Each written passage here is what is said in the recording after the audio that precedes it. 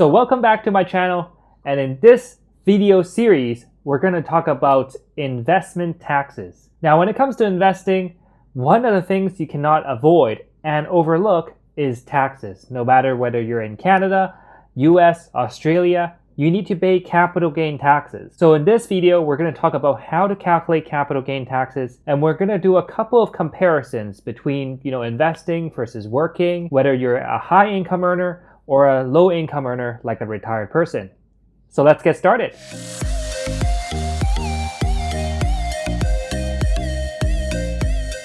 So the goal of these series is really to help you to save $1,000, $10,000, or even $100,000 in taxes.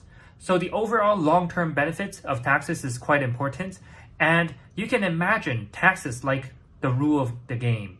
And if you understand the rules very well, then you can use it to your advantage. So in this investment tax series, I have prepared 11 videos so far, and this is the very first one. So in this video, we're going to talk about calculating capital gain tax if you're Canadian, and in the next video, we're going to calculate capital gain tax if you are a US citizen. So it's a bit different, and we're going to break that into two different videos. And you can look at this slide, and you can see the upcoming videos that I have planned for you. Now, moving along, I just want to celebrate another success story within Investing Accelerator where Chris made 53.6% from Saver. So that is fantastic return. Congratulations, Chris. I'm glad you mastered investing and now you're getting phenomenal return. Looking forward to your next one. Now, in terms of subscribers, I know 98.2% of you guys are not subscribed yet, so it will really help me out if you just click the subscribe button and a notification bell. And it is free, and you can always change it in the future. So right now I'm doing a 100 likes giveaway where I'm giving away the book Rich Dad Poor Dad by Robert Kiyosaki. So here, it's actually one of my favorite investing / personal finance books that I read when I was younger. As you can see, there are a ton of reviews on Amazon, and if you like to get this book, then hit like and leave a comment below, and once we reach 100 likes, I will select a winner down below. Now, what is capital gain or loss? Now, capital gain from the CRA website is really when you have sold capital property. Now, this can be a physical property like real estate, or it can be a share, which is a piece of paper in theory. Now, if you do any one of these things as well, you will also be considered as being disposed of or have sold the property. For example, you exchange a property, you transfer a property into a trust, and you give the property to your grandkids as a gift. And that is a big no-no, don't do that. And you convert some of your shares, you settle a debt. Like, as you can see, the list goes on. Like, for example, leaving Canada, that is treated as you have sold the property, even though you actually still have it. Or somebody dies, the property will be sold at that time as well. So yeah, so that's how capital gain and loss are triggered. Now, the official definition is that 50% of the capital gains are taxable. But what does that really mean? So let's say you're investing $100,000 in the stock market and you made 30% return, which is the goal we aim for. So then you have $30,000 gain. And let's say you exited all of them at the end of the year, which is December 31st. So that means you have $30,000 worth of gains, and 50% of that is taxable. But at what rate? And that's a question that we'll be answering shortly.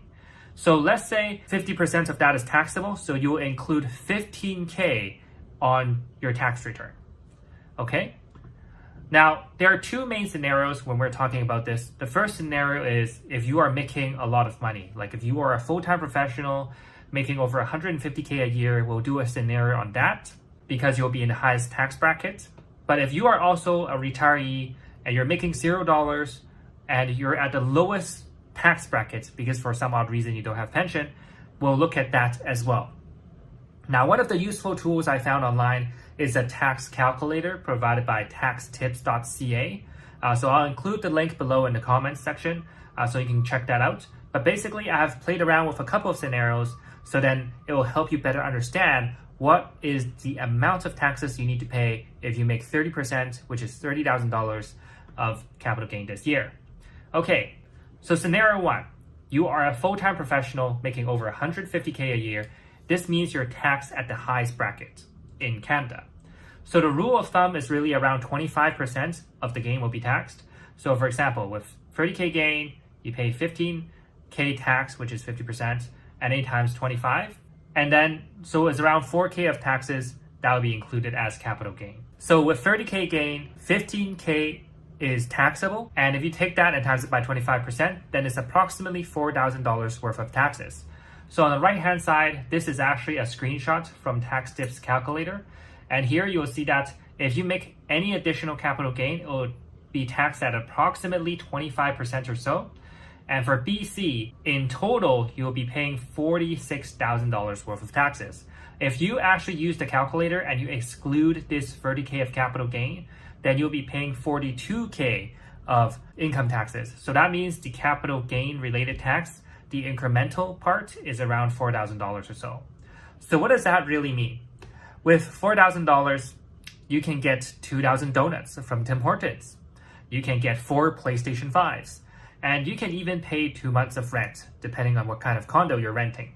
So it can be quite significant. It can definitely replace a lot of meals. So that's why it's so important to be aware of how much taxes you're paying.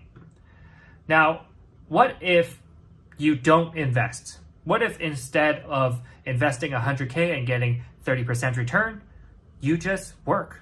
You work overtime and you earn an extra 30K. Now, how would that impact your tax return? So instead of 150K of employment income, you have 180K of employment income. So here on the right-hand side, you'll see that my screenshot is actually revised now, and it's 180K, and I have 0 capital gain. And if I go back here and look at the BC line, which is the second line, British Columbia, my taxes payable is actually $54,000. So even though I'm getting the same output before tax, which is $180,000, but because I work more, I actually get taxed more, so I'm actually paying $8,000 in additional taxes. So my tax increased from 46K, which is BC, which has a mix of capital gain and employment income, to 54K if I'm just working overtime and I don't invest at all. So when you think about it, wow, there is actually a benefit to invest that 100K, make 30%, so that even though you're paying some taxes, which is around 25%, you are still better off. You have more money in your pocket after you pay the government. And that's what's really matter, because now you're working smart instead of working hard. Imagine you save yourself, $30,000 worth of overtime. Okay, so by working more to earn that extra 30K of employment income, you're actually losing 4,000 donuts, because nowadays nobody measures anything in metric anymore. We measure things in donut in Canada. All right, so let's talk about scenario 2.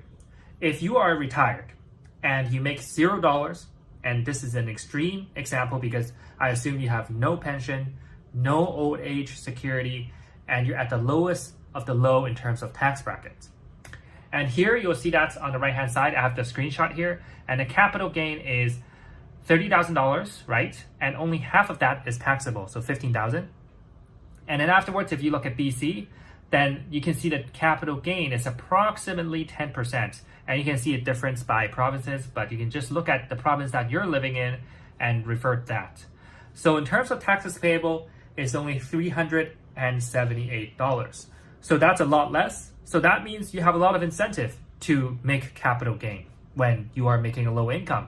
Because with $30,000 of gain, you're only paying 1% in capital gain in taxes, which is $378. So I'm not going to do the donut calculation in this case, but let's look at an alternative situation. And let's say you're a retiree and you got a part-time job. So you're making $0, but instead of capital gain, you get the part-time job, so then you have employment income of $30,000. So you'll still start from the lowest bracket and then you start calculating up from there. And here you'll see that on the right-hand side, the screenshot, $30,000. All $30,000 is taxable.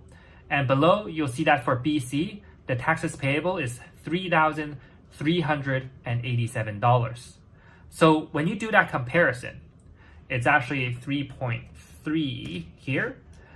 For capital gain is 30K, which is 378 in taxes. And now, because you're working, you get a part-time job, you actually pay $3,000 more in taxes. So in this scenario, it's much better for you to invest 30K to save that 3K in taxes instead of working. It's a bit counterintuitive, isn't it? It's all because of the source of income you're getting. Imagine you are working, for a company for free, and then the share price goes up, so then you sell the share and you get that gain instead of getting an employment income. That's interesting, isn't it? So by working instead of investing, you're actually losing 1,500 donuts a year. And that's crazy. That's a very high amount of donuts. Like if you divide that by 365 days, that's a couple donuts a day. That's enough to feed a grown man every day for, Tim Horton donuts for the rest of their lives for that year. So in a future video, I'll teach you how to save 2,000 donuts a year, which is approximately $4,000 in terms of taxes, when you invest 100K in the market. So that's around 5 donuts a day. So that's definitely going to make a huge difference in your life. And there's an interesting quote that I want to share with you. Collecting taxes then is absolutely necessary is legalized robbery. Yeah, I just think it's pretty funny. But I do believe that you should pay taxes if you are obligated to. But if there are ways where you can reduce your taxes legally, then by all means, you should do that as well. So I just want to share my personal vision for myself with you. And my goal is really to make around 30% return a year. And when I first started, that seemed like a stretch goal to me. When I first started, I was actually losing money when it comes to investing. I had a lot of ideas, I have a lot of strategies, but none of them work. So then I had to test out and figure out which strategy worked, which strategy doesn't. And that took 8 years of time. And after I mastered investing, I have a very simple, profitable, and straightforward strategy. And I focus on buying stocks that are on a discount, and I multiply my profit using something called stock options. And that's when I also created a coaching program called Investing Accelerator. So here you'll see Chris' case study. He's the 63rd case study where he made 53.6% from Sabre in just under 1 month. So that's a phenomenal return. And of course, we always focus on long-term investing, but when the market gives us more profit, then we're happy to take it as well. So in terms of the next steps, if you really want to learn more about investing and how to get a higher return, then I would suggest you to click the link in the description called the free case study, how to get 30% from the stock market in the next 12 months. It should be the first link down there. And you can watch the 4-hour webinar. It's insane. It's extremely long. If you're a full-time professional, then you probably need a cup or 2 cups of coffee before you start, because I have packed a ton of value in that video. So in the next video, we're going to talk about calculating capital gain tax for USA. And if you are living in US, then this video is made for you.